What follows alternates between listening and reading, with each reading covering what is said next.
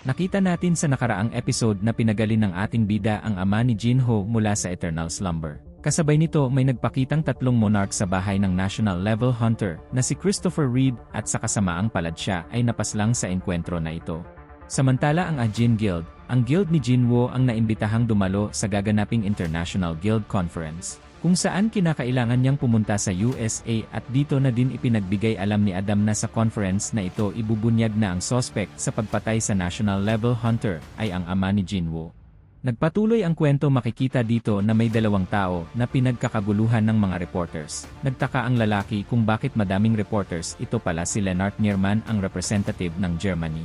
Wika ng bodyguard niya na dahil pupunta ngayon dito si Sang Jinwo, dito na nga nila nakita ang lalaking pinag-usapan niya. Napagdesisyonan ng lalaki na kakausapin niya ang ating bida, pero baka sa mukha nito ang labis na pagkatakot sa kanyang nasaksihan. Nagtaka ang bodyguard dahil akala nito na makikipag-usap siya doon. Pero tanong naman ni Lennart na kung hindi ba niya iyon nakikita, hindi pala sinasamo ni Jinwo ang kanyang mga sundalo, ito ay kasama niya lagi kung saan man siya magpunta. Sa lagay na ito kaya niyang makipagdigmaan sa USA nang siya lamang mag-isa. Nagtaka naman si Jinho kung may kilala ba dito ang ating bida. Sagot naman ni Jinwo na wala pero may tingin ng tingin sa kanila. Dito naman natanong ni Jinho si Jinchul kung bakit siya narito. Nahihiya nitong sinabi na siya ang bodyguard ni Jinwo, kaya mas lalo pa siyang inasar ni Jinho. Dito na nga din dumating sila Adam upang mag-escort kila Jinwo. Nagtaka ang ating bida dahil si Adam White ay nakadestino lamang sa Asia, kaya hindi siya dapat narito. Nagbago na pala ang kanyang posisyon. Dito na nga dinala ng mga guard ni Adam si Jinho sa kanyang hotel, at pagkatapos ay inaya niya si Jinwo dahil mayroon silang pupuntahan. Inisip ni Jinwo na kung ito ba ay ang tungkol sa ama niya, pero agad nang nilinaw ni Adam na ang lakad nila ay magugustuhan ni Jinwo. Ang lugar na iyon ay may nakatagong top secret sa buong mundo. Habang nasa daan dito inamin ni Adam na sila ngayon ay nasa mahirap na sitwasyon dahil nasa pagkasawi ng national level hunter nila na si Christopher. Dagdag pa niya na sa ngayon ay hindi pa ipinapaalam sa publiko ang pangyayaring iyon at ginagawa na nila ang lahat ng kanilang makakaya para humanap ng kapalit nito. Naiintindihan na ni Jinwo na gusto pa rin siyang i-recruit ng mga ito. Dito na ipinakita ni Adam ang isang larawan ng runestone at kung gaano ito kahalaga. Dito niya ipinaliwanag ang worst calamity sa history ng mankind at gustong kalimutan ng lahat ng tao ay ang dragon. Na si Kamish, naghahanap pala sila Adam ng maaari nilang mapagbigyan nito. Tanong nito na kung anong palagay ni Jinwo sa bago nilang offer. Pero makikita sa mukha ni Jinwo ang labis na pagkagulat wika nito na ibalik ni Adam ang larawan. Tinitignan maigi ng ating bida ang labi ng napakalakas na dragon. Tanong ni Jinwo na kung pinangangalagaan ba nila ang labi ni Kamish o naman ang sagot nito. Agad na tinanong ni Jinwo kung nasaan ito, pero hindi din ito alam ni Adam. Dahil ang mga alam lang niya ay yung mga bagay na sinabi sa kanya, ang mga higher-ups lang ang nakaalam ng lokasyon nito. Pero dagdag nito na dahil si Jinwo ang nag-request ay maaaring payagan sila nito. Tatawag dapat si Adam pero dahil magkasama na sila ni Jinwo, gusto niyang puntahan na sa headquarters ang kanilang tatawagan. Makikita na ganito din mismo ang reaksyon ng kanilang higher-up. Tinanong nito kung ano ang reaksyon ni Jinwo sa runestone pero wika ni Adam na walang sinabi si Jinwo tungkol dito. Nagtataka ang higher-up kung bakit ang gusto lang ni Jinwo ay tingnan ang bangkay ni Kamish. Inutusan nito si Adam na lumabas dahil may kailangan silang pag-usapan ng deputy director. Tanong nito na kung may idea ba siya kung bakit gusto makita ni Jinwo ang labi ni Kamish, hindi din maintindihan ng deputy director ang nasa isip ni Jinwo dahil maraming hunters ang handang magbayad ng kahit gaano kalaki makuha lamang iyon pero wala ditong pakialam si Jinwo at interesado lamang siya sa isang bangkay. Napatanong tuloy dito ang higher-up kung ang kapangyarihan ba ni Jinwo ay limitado lamang sa mga halimaw na pinaslang niya. Dito na napagtanto ng direktor ang pinaplano nito, balak ni Jinwo na gawing kanyang samon si Kamish. Napatayo agad dito ang boss dahil hindi nila yon pwedeng hayaan, walang kahit sino man ang dapat magkaroong ng ganong kapangyarihan, pero paliwanag ng direktor na kung hindi nila ito gagawin ay baka tuluyan ng makawala sa kanila si Jinwo. Wala nang ang ibang pagpipilian ang boss kung hindi pumayag sa gusto nito. Napagdesisyonan niyang siya na mismo ang sasama kay Jinwo sa pagpunta doon upang makita na din niya ang tunay na kakayahan nito. Habang nasa elevator, hindi makapaniwala si Jinwo na dito mismo nila tinayo ang headquarters sa mismong pinagpaslangan ng dragon. Itinuro na ng boss ang daan, batid naman ni Jinwo na may magic energy pati sa hangin. Kung may natitira pa din itong magical energy pagkalipas ng 8 taon, mas matinding lakas ang taglay nito noong ito ay buhay pa. Dito na nga sa kanila tumambad ang higanteng dragon. Nagkwento ang boss na nagawa nitong paslangin ang daang-daang mga elite hunters, at may 5 lamang na hunter ang nakatalo dito at sila nga ay tinagurian national level hunters. At ang lahat ng kuryente sa buong gusali na ito ay nanggagaling mismo sa magic crystal ni Kamish. Tanong ng boss na kung kontento na ba si Jinwoo. Pero sumagot ito na umatras sila. Tanong ng direktor kung ayos lang ba ito, pero pinapahintulutan na ito ng boss. At gusto niyang makita ang mga susunod na mangyayari. Dito na nga sinimulan ni Jinwoo ang shadow extraction. Pero sa unang pagkakataon siya ay nabigo, may 2 subok na lamang siyang natitira. Mga bro, 1,899 likes ang goal natin sa video na ito. Nakaka 20,000 views ang videos natin. Isang like nyo lang ang kailangan ko. Paabutin nyo ng 1,899 likes ang video na ito, at ilalabas ko na din agad yung episode 11. Kayo na lang ang hinihintay ko. Bilisan nyo at mag-like na kayo. Subscribe na din kayo sa iba pa natin channel, libre lang ang content natin, kaya hinihingi ko ang suporta nyo. Sa ikalawang pagsubok ni Jinwoo ay napagtagumpayan niya ang pagsumon sa dragon na si Kamish. Nagsalita ang dragon kung sino ang nagsamon sa kanya, at dito niya napag-alaman na ito pala ang Shadow Monarch. Hindi naman makapaniwala ang mga tao sa kanilang nasaksihan, dahil dito nabaling ang atensyon ng dragon sa kanila. Nagsalita ito na papaslangin niya ang mga tao. Makikita na ang higanteng salamin na kulungan ng dragon ay bigla na lamang nabasag. Hindi makapaniwala ang direktor dahil ang salamin na ito ay gawa sa mana ng pinakamalakas na hunters. Tuluyan na ngang nakawala si Kamish, pagkatapos ay nagpakawala ang dragon ng isang atake. Agad na inutusan ng direktor na umalis na at mag-evacuate na silang lahat dito, pero dito na nagsalita si Jinwoo at pinatigil ang dragon.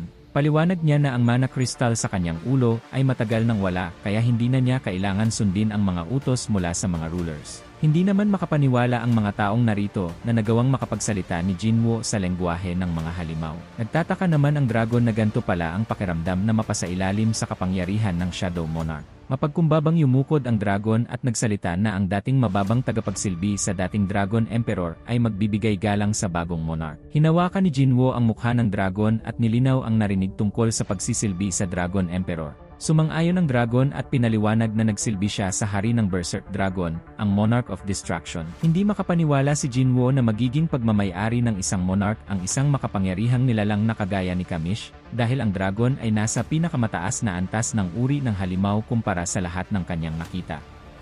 Makikita na sa isang iglap, ang malahalimaw na dragon ay tila naging isang maamong tuta na sumuko kay Jinwoo. Namutla ang lahat nang makita ang dragon na winawagwag pa ang buntot na para bang walang nangyari.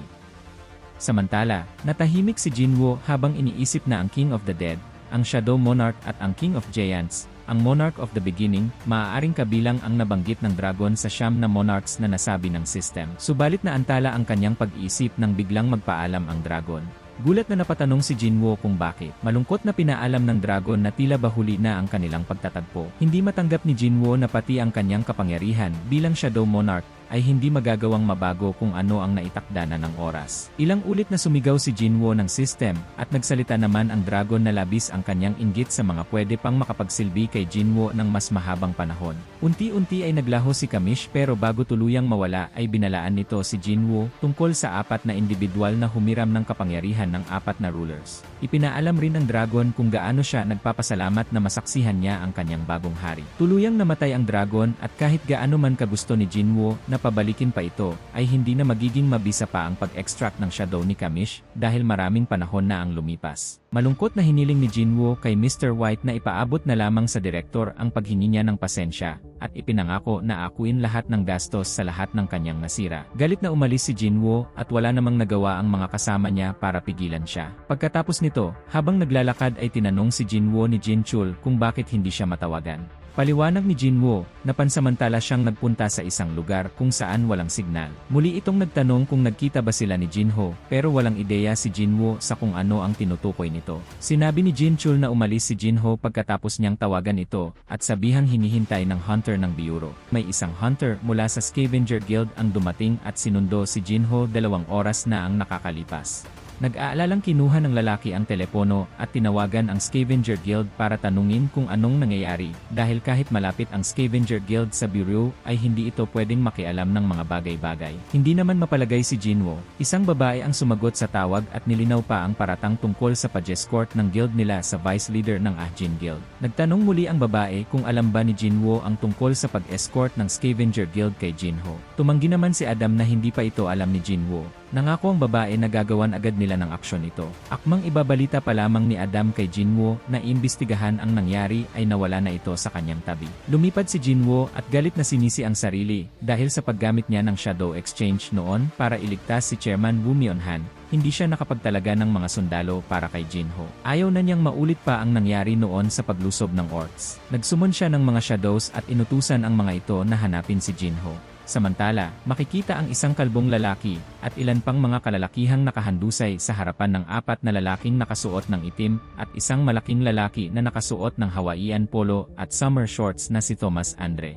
Galit na sinuntok ni Tomasa ang pader at mariing ipinag-utos na hanapin si Hwang Dong-soo bago pa sila maunahan ni Jinwoo kahit anong mangyari. Magpapatuloy ang kwento habang malalim na nag-isip si Jinwoo sa tuktok ng isang mataas na gusali tungkol sa pagkawala ni Jinho. Iniisip niya na kung ang isang kotse na dapat ay magtutungo sa Hunter Bureau's headquarters ay biglang aalis ng syudad, sigurado siyang mapapansin ni Jinho na may mali at manlalaban. Isang combat type D-rank hunter si Jinho at hindi basta-basta ito mapapatumba ng normal na tao kahit pa marami. Ang tanging clue na meron si Jinwoo sa mga sandaling iyon ay ang Scavenger Guild. At doon ay naisip niya ang nakababatang kapatid ni Hwang Dong-suk na si Hwang Dong-soo. Napagtanto ni Jinwoo na maaring matagal na silang iniintay nito na tumuntong ng Amerika para malaman ang katotohanan tungkol sa pagkamatay ng kapatid nito. Makikita ang pagbabalik alaala ni Jinwoo sa galit na si Hwang Dong-soo noong sila lamang ni Jinho ang natirang survivor ng dungeon. Sigurado siyang sila ang sinisisi nito sa pagkawala ng kapatid. Binalikan rin ni Jinwoo ang tungkol sa pagpapaalala ni Jin Cheol sa kanya na mag-ingat dahil baka sila ang balikan ni Hwang Dong-soo.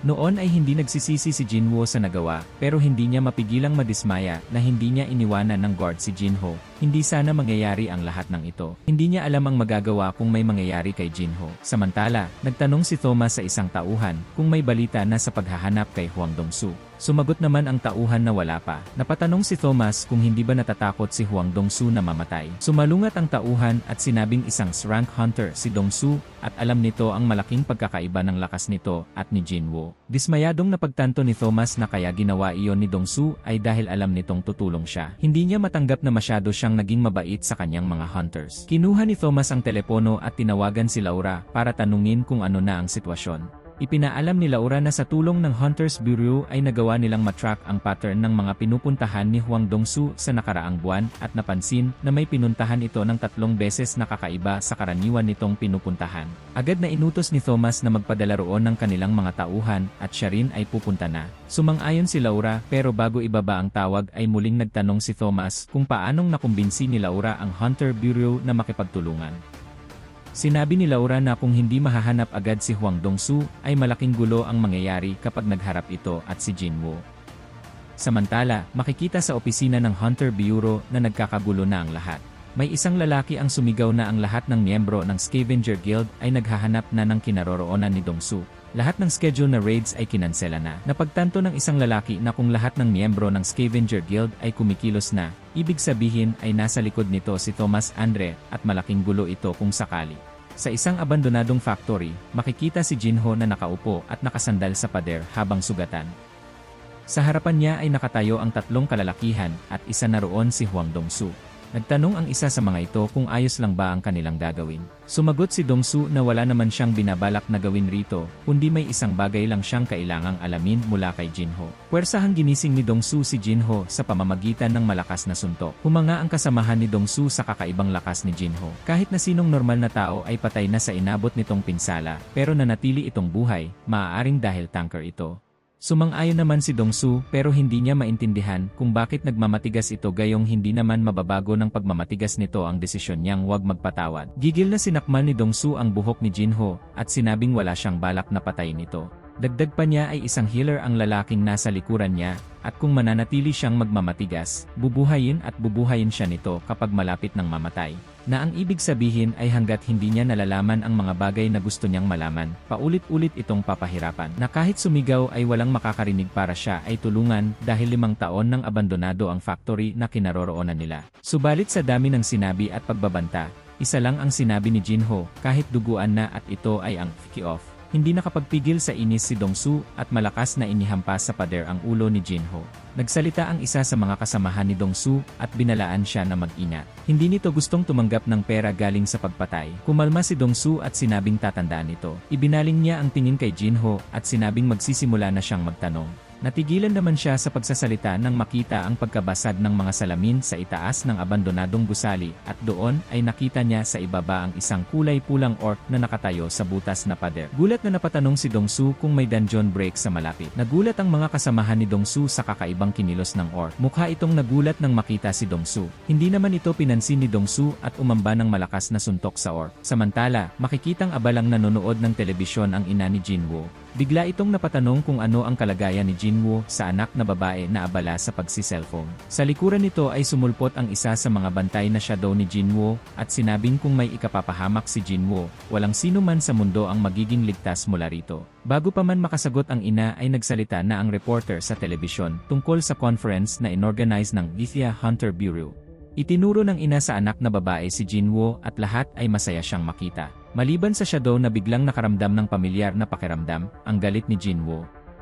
Makikita ang pagtitipon ng mga hunters sa isang lugar. Nagsasalita ang leader na nagpapaalala na mag-ingat sa gagawing raid dahil marami ang napapabalitang insidente sa dungeon. Napasinghap naman sa gulat si Yontai dahilan para matigilan sa pagsasalita ang leader. Sinabi ni Yontai na ang mga shadow nito sa ilalim ng mga paa ay nanginig na para bang buhay. Dismayado nitong pinaalalahanan si Yontai na hindi dapat umiinom bago ang raid. Mariing tumanggi si Yontai sa paratang nito at sinabi pang kahit isang patak ay hindi tumikim ng alak. Sumigaw si Thomas na itigil ang kotse na sinasakyan. Galit siya na napamura at sinabing nagsimula na. Walang ano-ano'y malakas niyang sinipa ang itaas na parte ng kotse at lumabas mula rito. Sinabi niya sa gulat na tauhan na mauuna na siya at sumunod na lamang ito. Tuluyang lumipad si Thomas palayo at naiwang nanlulumo ang mga tauhan nito dahil sa mga nakaambang mga bayarin kinabukasan dahil sa mga nasira nito. Sa lumang factory, makikita ang unti-unting pagbabago ng anyo ni Orc at gulat na nasaksihan ng mga kasamahan ni Dongsu ang pagsuka nito ng dugo sa atake na pinakawalan ng Orc. Ang Orc pala ay si Jinwoo. At dito na nagtatapos ang Season 3 Episode 10 ng Solo Leveling. Panoorin nyo na din ang Episode 11, ilalagay ko na yon sa ating channel.